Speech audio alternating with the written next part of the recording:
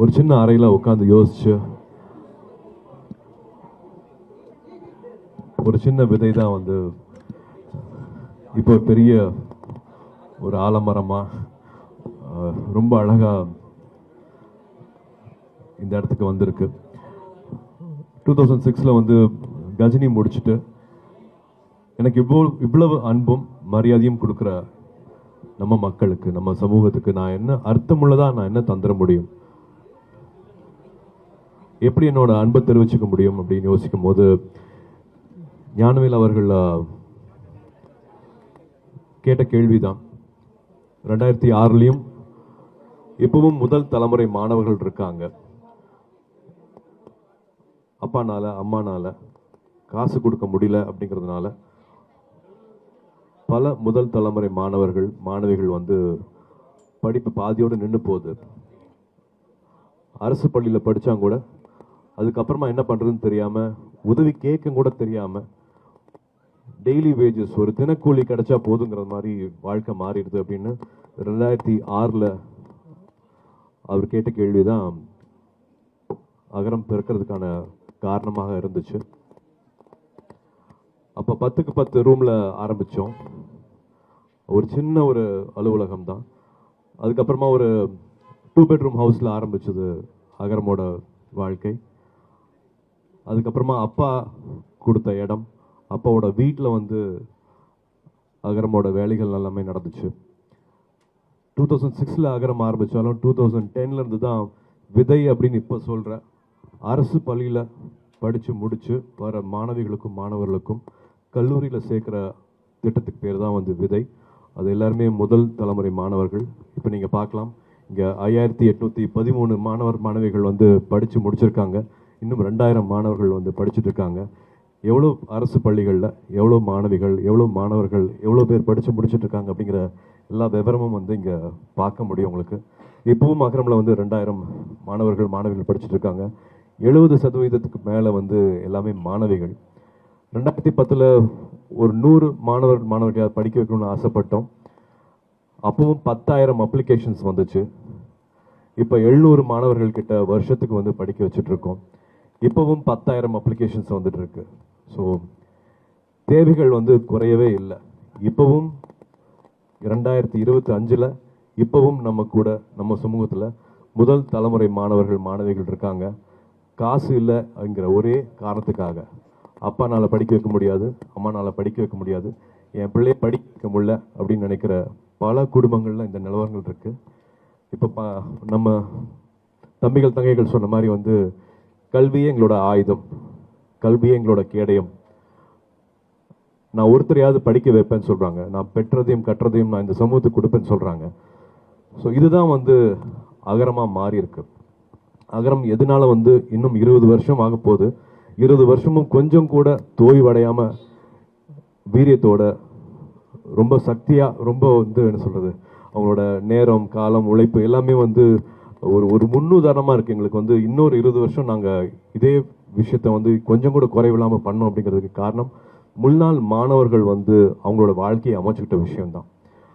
தனக்கு மட்டும் பண்ணிக்காமல், தான் குடும்பத்துக்கு மட்டும் பண்ணிக்காமல், இப்போ மாணவிகள்லாம் வந்து அவங்களோட பிள்ளைகளுக்கு மட்டும் பண்ணிக்காமல் இந்த சமூகத்தையும் சேர்ந்து அவங்க யோசிக்கிறது தான் வந்து அகரமில் இருக்கிற ஒரு மாணவ மாணவிகளையும் வந்து கொஞ்சம் கூட எந்த குறையும் இல்லாமல் என்னெல்லாம் செய்ய முடியுமோ செஞ்சிடும் அப்படின்னு ஆசைப்பட்டோம்.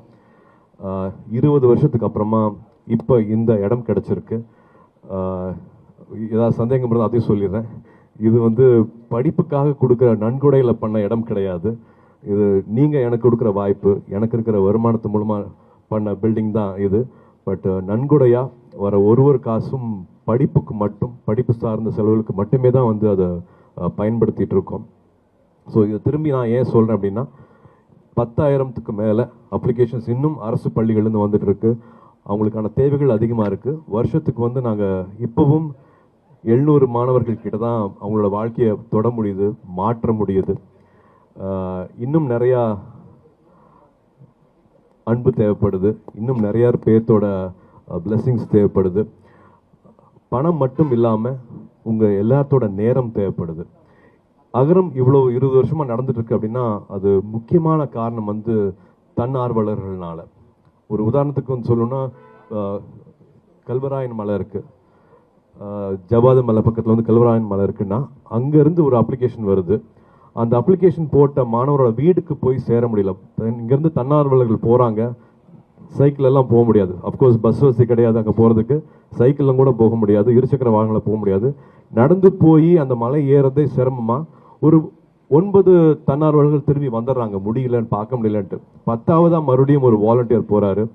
அவர் பார்த்து அவர் அப்ளிகேஷன் கொடுத்து இப்போ அந்த தம்பி டாக்டர் ஆகியிருக்காரு. ஸோ தன்னார்வலரோட வேலை எவ்வளோ முக்கியம் அப்படிங்கிறத வந்து நான் இது மூலமாக சொல்லிக்கிறேன். 20 இயர்ஸ் ஆனதுக்கப்புறமா கூட இன்னும் we need lot of support. இது மக்களால் மக்களுக்காக செய்யப்படுற ஒரு விஷயமா பார்க்குறேன். என்ஜிஓனா வந்து எங்கேயோ ஒரு சின்ன பில்டிங்கில் ஒரு சின்ன ஃபேன், ஒரு லைட் இருந்தால் போதும், ஒரு இடத்துல மட்டும் அடைஞ்சிடாமல், ஒரு என்ஜிஓனா இப்படி இருக்கலாம் அப்படிங்கிறதுக்காக வந்து ஒரு கனவோடு கட்டின ஒரு இடம் இது. வெறும் ஒரு அட்மிஷன் மட்டும் பார்க்கறதுக்காக ஒரு இடமா இல்லாமல், வெறும் ஒரு அலுவலகமாக மட்டும் இது இயங்காமல், இது நிறைய பேருக்கு இன்னும் ஒரு புது புத்துணர்ச்சி, ஒரு புது தெம்பு, இன்னும் பெருசாக சிந்திக்கிறதுக்கான எல்லா சக்தியும் வந்து இந்த இடம் கொடுக்கும் அப்படிங்கிற நம்பிக்கை இருக்குது. இதில் வந்து வெறும் மாணவர்கள் வந்துட்டு போட்டு போகாமல் இங்கே நிறைய ட்ரைனிங்ஸ் நடக்க போகுது, நிறைய ஒர்க் ஷாப்ஸ் நடக்க போகுது, நிறையா புக் லான்ச்சஸ் நடக்க போகுது, புத்தக வாசிப்பு நடக்க போகுது. இன்னும் பல ஆளுமைகள், பல துறைகளை வந்து வெற்றி பெற்றவங்க நிறைய பேர் இங்கே வந்துட்டு அவங்களோட லைஃப் ஸ்கில்ஸ், அவங்களோட ஷேரிங் வந்து இங்கே நடக்க போகுது. ஸோ இந்த கட்டடத்துக்குள்ளேயே வந்து உலகம் எப்படி இருக்குது, உலகம் நம்மக்கிட்ட என்ன எதிர்பார்க்குது, நம்ம எப்படி வந்து நம்மளை இன்னும் வந்து நம்ம எக்யூப் பண்ணிக்கணும், நம்ம இன்னும் எப்படி என்னெல்லாம் விஷயங்கள் நம்ம கற்றுக்கணும் காலேஜ் படிக்கும் போதுங்கிறது வந்து இங்கே அந்த ஒர்க் ஷாப்ஸ் மூலமாக வந்து அந்த மாணவர்கள் தெரிஞ்சுக்க போகிறாங்க.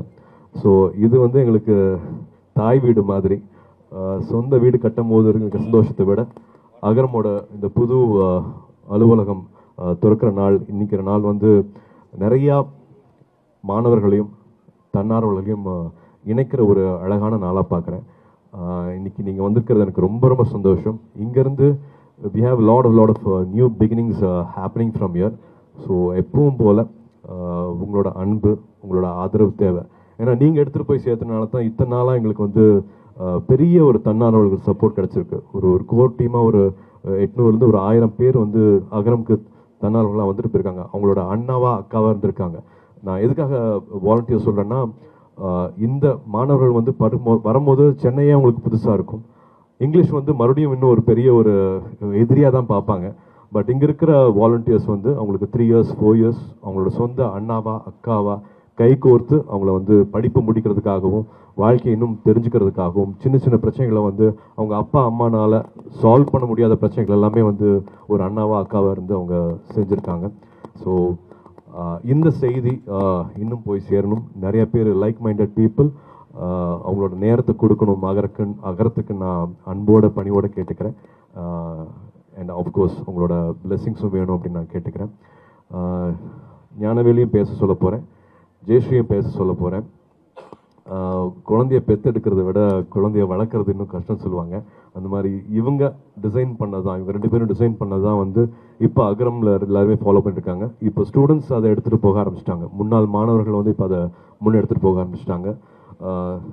தன்னார்வலர்கள் இல்லாமல் இது ஒன்றுமே கிடையாது. இவங்க எல்லாமே வந்து இப்போ ஒரு பிரிட்ஜஸ் தான். பட் இதை மொத்தமாக கையில் எடுத்துகிட்டு போகிறது வந்து முன்னாள் மாணவர்களும் ஏற்கனவே இங்கே இருக்கிற தன்னார்வலர்களும். அவங்கள வந்து அவ்வளோ நன்றியோடு பார்க்குறேன். இந்த இடம் இன்னும் வந்து பெரிய விருட்சமாகணும், இன்னும் ஒரு பெரிய வளர்ச்சி. இதிலிருந்து நாங்கள் இன்னும் அடுத்த 20 வருஷத்தில் இந்த இடம் பத்தாமல் இன்னொரு பெரிய இடத்துக்கு போகணும் அப்படிங்கிற ஆசையும் இருக்குது. we need all your blessings. Thank you.